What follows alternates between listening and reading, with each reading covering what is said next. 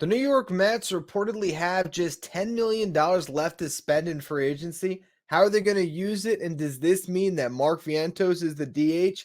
I'll be breaking it all down on today's edition of Locked On Mets. You are Locked On Mets, your daily New York Mets podcast. Part of the Locked On Podcast Network, your team every day.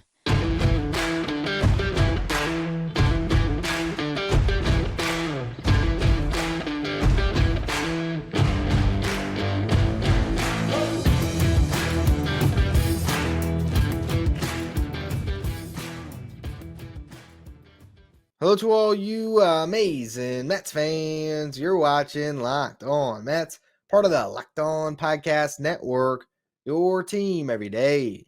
I'm your host, Ryan Finkelstein. Want to find me in my work? Follow me on X at Finkelstein Ryan. You can also find some of my writing at justbaseball.com, where I work as the managing editor. Today's episode is brought to you by FanDuel. Make every moment more. Right now, new customers get $150 in bonus bets with any $5 moneyline bet. It's $150 win or lose. Visit FanDuel.com/locked-on to get started. Some interesting news broke on Tuesday night as Andy Martino went on SNY and said the New York Mets are about done with free agency and they had around $10 million left to spend, which will most likely be allocated towards the bullpen. Now, also today, there was 3 names that were linked to the Mets when it comes to the relief market. I'll break down all 3 of them at length in the final segment. But this was the bigger news to me. The fact that the Mets are essentially out on the DH market. They're not going to find any DH at $10 million, or at least a good one at that price point.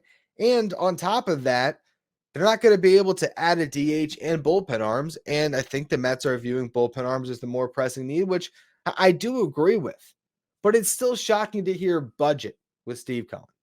And then later on that night, we hear Shota Imanaga signs with the Chicago Cubs, a guy that I loved in this free agent market, who I thought could be the number 2 to Kodai Senga. And he gets about $15 million a year, and the contract apparently is really complicated. The reports we know right now is it's like a 2-year, $30 million deal that could be a 4-year, $60 million deal, or it might end up being 5 years for $80. But regardless, that's a price point that the Mets should have been in on. Now, free agency is complicated because the Mets could have checked on Shota Imanaga, and maybe the reason why there was never any smoke there is because Imanaga might have said, look, I don't want to pitch with Kodai Senga. I mean, that has been something that other Japanese pitchers or players in the past have sort of articulated, that they want to be, the one, Japanese player on a given team. Yoshinobu Yamamoto, apparently it didn't matter. Well, of course, he ends up playing with Shohei Ohtani, but the 2 teams that he was getting the best offers from had other Japanese stars. So for some players, it doesn't matter. Maybe for Imanaga, it did, and the Mets never could have got into the bidding. But it is kind of shocking to hear that there's a budget.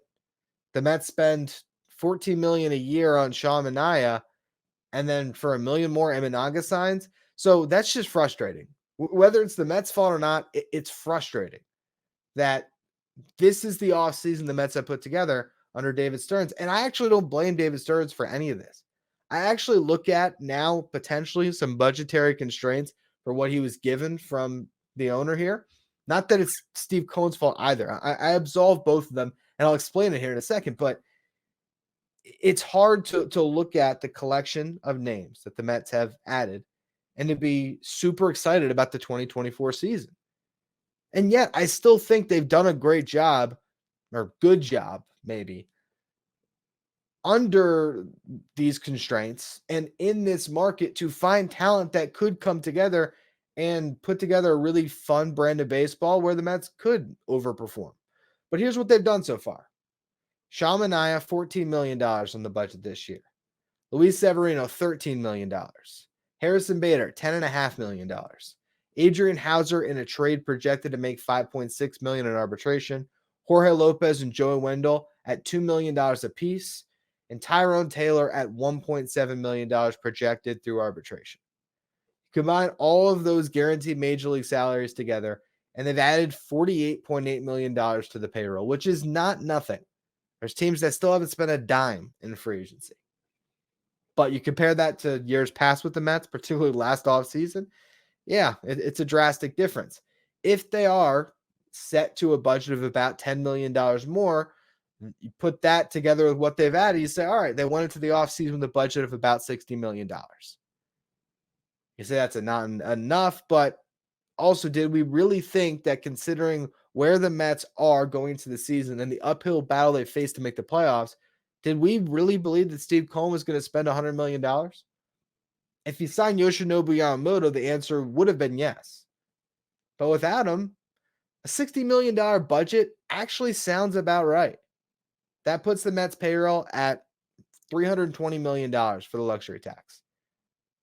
Okay, last year, their luxury tax payroll finished at $374.7 million. So really a $375 million team that, was nowhere near the playoffs and won, what was it, 75 games? Their penalties for having that payroll was $101 million that Steve Cohen had to spend. So anyone that wants to compare this guy to the Wilpons, I cannot hear you on that.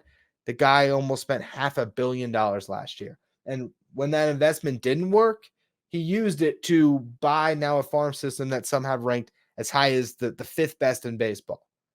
Because that's how successful they were at being sellers. And yes, that might not translate to success in 2024, but certainly should in 25, 26, and 27. Now, if you look at Christopher Soto on Twitter, he has a spreadsheet that he puts out breaking down the Mets payroll. You can find him on Twitter or X at SotoC803. He works over at Metsmerize. That's how I know Christopher. But I looked at his calculations on the Mets luxury tax penalties, and they currently sit at $56.7 million. Now, I sort of did some math based on what he had showing and try to calculate what that percentage is myself if you add $10 million to it. And I believe $10 million spent would roughly come out to $9 million in tax. So that would bump your luxury tax to $65 million if that's what the Mets spent. Now, let's imagine that they weren't capped at that and they signed JD Martinez to $20 million and they add to the bullpen. They spend $10 million there still.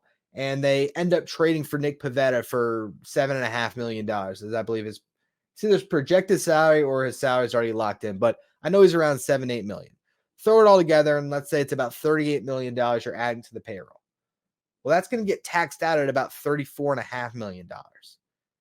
So all of a sudden, you put everything together, and you go from spending $310 on the payroll with $56 in the tax to all of a sudden you're bumping all that up to like the $350 million payroll, and the tax jumps to almost $90 million. It's a lot of money to ask Steve Cohen to spend. And you look at what that team would be just having JD Martinez instead of Mark Vientos getting at bats and maybe Nick Pivetta in the mix. It's not a team that's drastically better and has a great shot to make the playoffs. It's still a team that would be more of a playoff hopeful than a real playoff contender. So I get the budget, and yet that does not make it any less frustrating when you're just thinking about watching Mets baseball in 2024. And that makes things certainly a lot less certain about how they're going to be able to put it all together. But I do have some faith in this position player group. And that's what we're going to break down next. It seems like they're done adding bats. Can Mark Vientos be the everyday DH? Is there other options they can play with? I'll break it all down in the next segment. First, though, today's episode is brought to you by FanDuel. The NFL regular season has wrapped up, but there's still time to get in on the action with the playoffs, and FanDuel is there for you, America's number one sportsbook. Right now, new customers get $150 in bonus bets guaranteed when you place a $5 moneyline bet. That's $150, win or lose. The app is so easy to use, and there's so many different ways to bet, like same-game parlays. You can find bets in the new Explore tab. You can make a parlay in the Parlay Hub, where you can find the best way to create a popular parlay with some of the top stars in whatever sport. So for NBA action, you're watching a Lakers game, you want to bet the points on LeBron and his assists, and then take the Lakers to win the game. Or again, you could just shop and see what other popular parlays are being played. You could jump on the back of one of those. And remember, place that $5 bet, you get $150 in bonus bets guaranteed. So visit FanDuel.com/lockedon to make your first bet a layup. FanDuel, official partner of the NFL. If you don't want to miss out on any of the latest Mets news this offseason, make sure you become a Locked On Mets insider. This is our texting service where I can send you updates anytime something breaks on the Mets. So tonight, when we heard about the $10 million budget, the first thing I did was send over a text to the Locked On Mets insiders. And then I was chopping it up with some of you talking about it after that happened. Same thing with Shota Imanaga sign. So it's really been a good way to connect with the audience further. Appreciate all of you who have already subscribed. If you want to subscribe, you can find the link in the episode description. Go to subtext.com/lockedonmets. Now, if the Mets are not signing another position player, that pretty much opens the door pretty wide open for Brett Baty and Mark Vientos to be everyday players on this team. There's competition at both spots, but the front runner right now to be your starting third baseman, in my eyes, is Brett Baty. The front runner to be your everyday DH is Mark Vientos. But they're going to have to go out and win those jobs still. Now, the competition around them might not be as fierce as it could have been. They went out and they signed Gio Urshela. Brett Baty would have a little tougher time at third base. If JD Martinez was signed, okay, well, that would have just completely taken the DH at bats. I think the Mets looked at the market, they saw the price tag, and they thought, all right, we got DJ Stewart, we got Mark Vientos, we got Starling Marte, who could DH, and you can go defense first with Tyrone Taylor and Harrison Bader in the outfield. And they said, you know what? Why spend on a DH? We have options. And at third base, they really wanted to give Baty this job. Now, they thought that Ronnie Mauricio would compete with him for it. But even with Mauricio out the ACL, this is showing faith in a top prospect who last year was ranked as high as the top 20 for some top 100s. A guy that had immense value a year ago, who looked like a future star, who had a horrible year.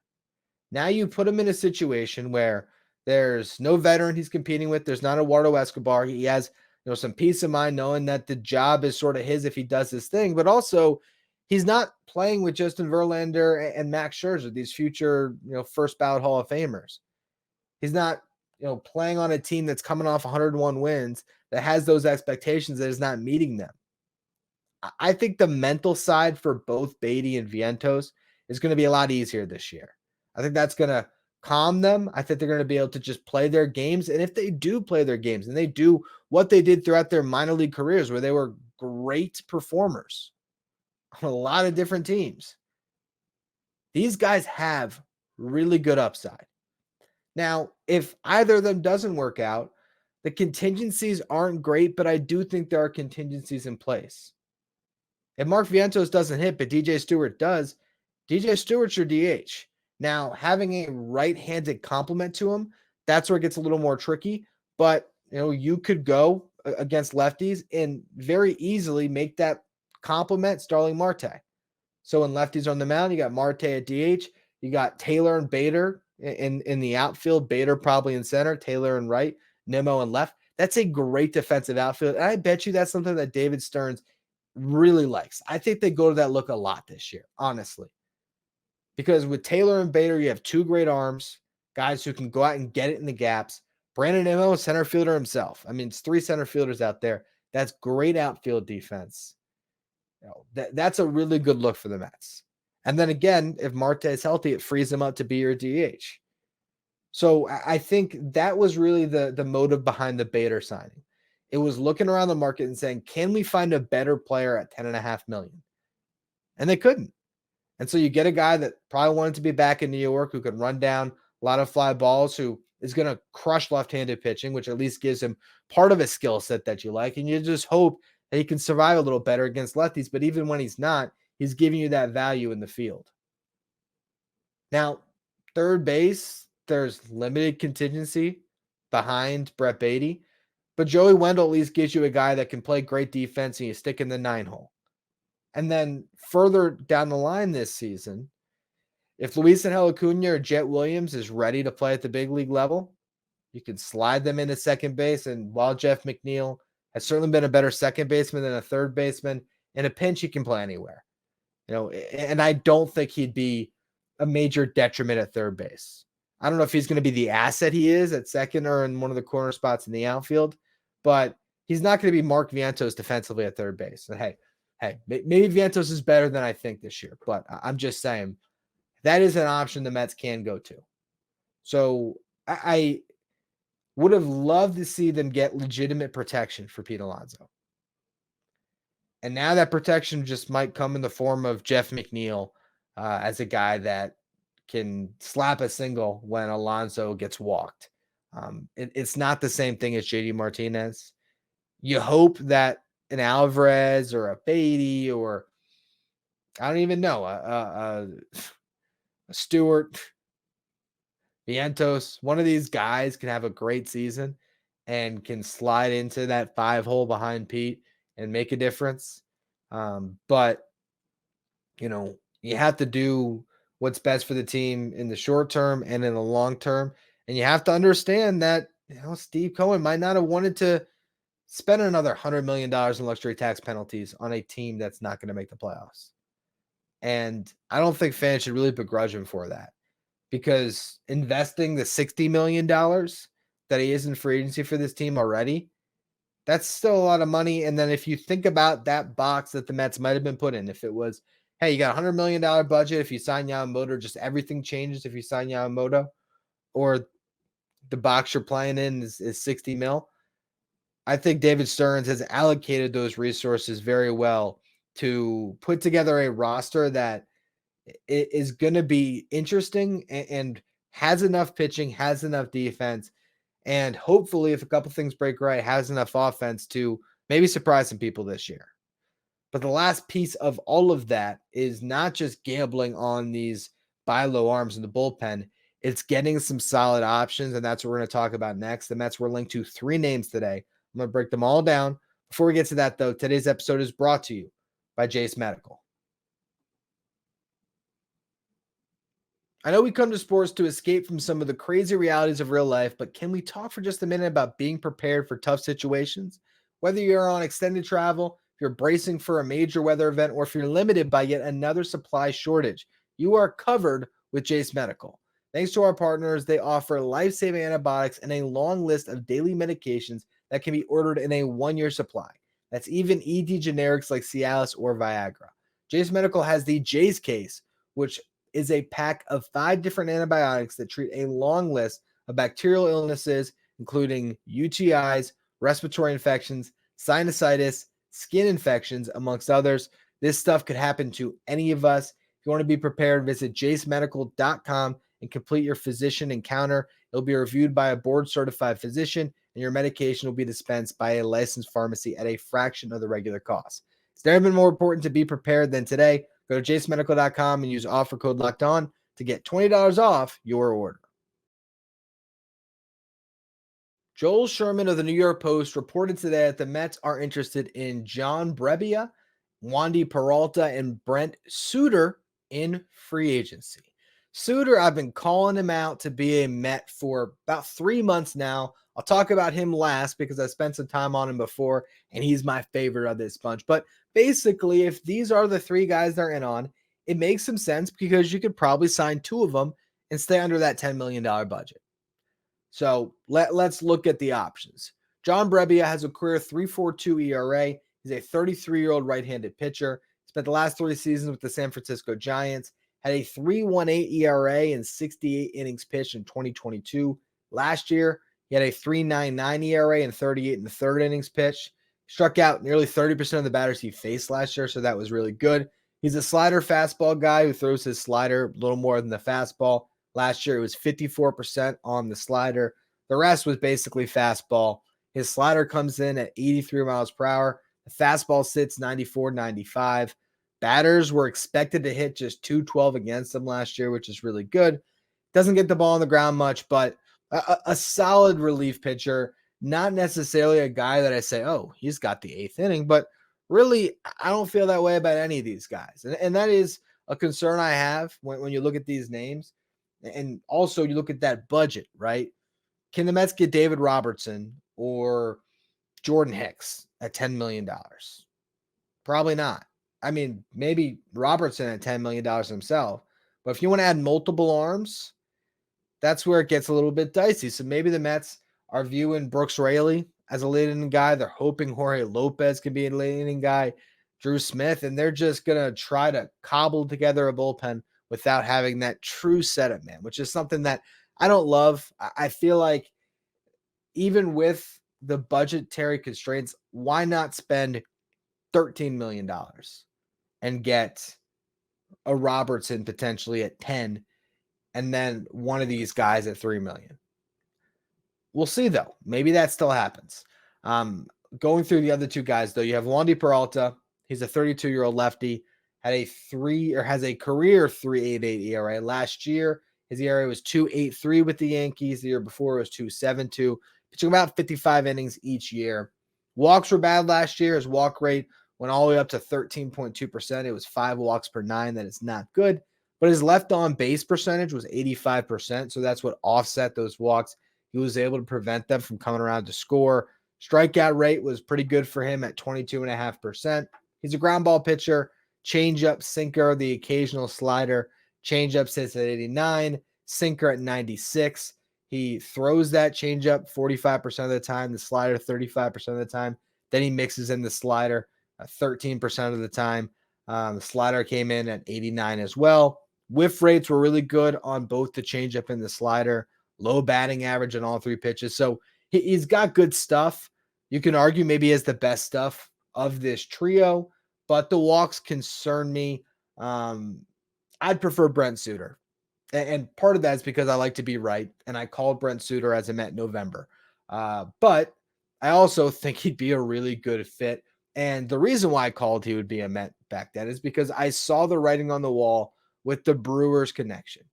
Brent Suter, Harvard grad, who played on the Brewers for years when David Stearns was the president of baseball operations. David Stearns, also a Harvard grad. And something just told me that those two guys probably were connected in a lot of ways. Now there's some rumored interest. I love it. Okay, this guy has a career 3.49 ERA. Last year he pitched for the Rockies, had a 3.38 ERA, and guess what? He did not give up a single home run at Coors Field. Now he did give up 7 of his 11 doubles at Coors, but only 3 home runs allowed, all of them on the road. He keeps the ball in the yard, has his entire career. He's a soft contact king. Okay, last year his hard hit percentage was in the 99th percentile. So that means he was among the top 2% in the league when it comes to hard hit percentage. And the average exit velocity against him was 84 miles per hour. That was the best in baseball. No one hits this guy hard. And I think the reason why he's just somewhat after my heart here is because he pitches the way I did back in the day. I was never going to be a big leaguer, but I've told this story before. I think I told it when I was talking about Brent Suter. You know, when I would play travel and then into high school, guys would be licking their chops when they saw me warm up because I didn't throw hard.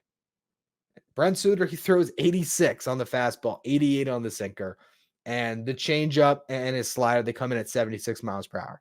So guys would always just be, salivating to be able to face me. But what did I have? I had great command. I knew how to work my fastball off my changeup. I didn't even have a great breaking ball. But at that age, when you're coming up through travel, the teenage years, going into high school, eventually to catch up to you as guys get better and better. But you can find a lot of success with control and mixing speeds. And that's what this guy does, and does it extremely well. So in my eyes, Brent Suter should be the guy they get. He's not necessarily your typical late inning guy, but he's a guy that's going to get outs and going to be pretty effective at doing that. He also is a guy that can get you some length. I think the Mets are really going to be creative this year with how they manage their bullpen. Getting 2 innings out of guys like Michael Tonkin, one of the split contracts they gave out. That's going to be pretty critical. And so if you can, have a starting pitcher go 5, and then Brent Suter gets you through the 6th and the 7th, and you just have to figure out the 8th leading into Edwin Diaz in the 9th. There's a pathway to win a lot of games that way. So I think Suter should be priority number 1 of these 3. Maybe get Brebbia because he's a righty who struck out a lot of guys last year. Maybe you can tap into a little more there. But I'd prefer if they got Suter and found a way to get a better high leverage arm. I mean, maybe you go out and you get that Cuban. I think the Cuban pitcher, I think, was it Yariel Rodriguez. Yeah, Yariel Rodriguez. I think he's actually trying to be a starter. So who knows? Maybe you do a little Ronaldo Lopez like the Braves did. You say, hey, we'll give you a shot to be a starter. And if he's a failed starter, he's your 8th inning guy. That would be someone I'd love for the Mets to sign. I don't know if they're in the market for him, but we'll see. We'll see how they end up attacking this free agent relief market. They had 2 good arms, and their bullpen is something that you could be confident in. With the depth that they've added to their rotation, with the defense that I think they're going to be able to play, and with the hope of some of these young guys really stepping up in a big way, and also, of course, your star players, your Alonso, Lindor, McNeil, Nimos, if those guys can play the back of the baseball card or even have career years, this can still be a competitive Mets team. And yet, I do not begrudge any Mets fan that looks at the news of the day and is very frustrated with how this offseason has gone. We were spoiled a little bit the last couple of years with the way the Mets spent. And this was a year where maybe you had to come back down to earth a little bit. But I don't think that's forever. And I think with a much better free agent class next year, the Mets probably had that one circled as the time to really start to spend and spend in a big way again. Anyway, that's going to be all for today's show. Tomorrow, I know I had promised that I was going to do an episode talking about the Mets and Marlins as trade partners. I still am going to do that. I'm writing an article for justbaseball.com about it, how Jesus Luzardo, Edward Cabrera, and Trevor Rogers are 3 pitchers that could interest the Mets. And I still think that even with these budgetary questions, I still think that holds true. I think the Mets would take on Luzardo's contract, certainly, even at that number. That'd be a steal. The package will be massive. We'll talk about what those packages will be, what those guys bring. I'll get to all of it tomorrow. If you don't want to miss it and you're watching on YouTube, make sure you hit that subscribe button. We're trying to make a push to 8,000 subs, so appreciate all of you who hit that subscribe button. If you're listening on the audio side, follow, rate, and review wherever you get your podcasts. Follow me on X at Finkelstein Ryan. Follow the show at Locked On Mets. If you want to be a Locked On Mets insider, find the link in the episode description. And now that you're done with today's show, head over to Locked On Sports Today, the first ever 24/7 streaming channel covering everything in the world of sports with our local experts from each team and our league-wide experts from each league. You find Locked On Sports Today streaming 24/7 on YouTube.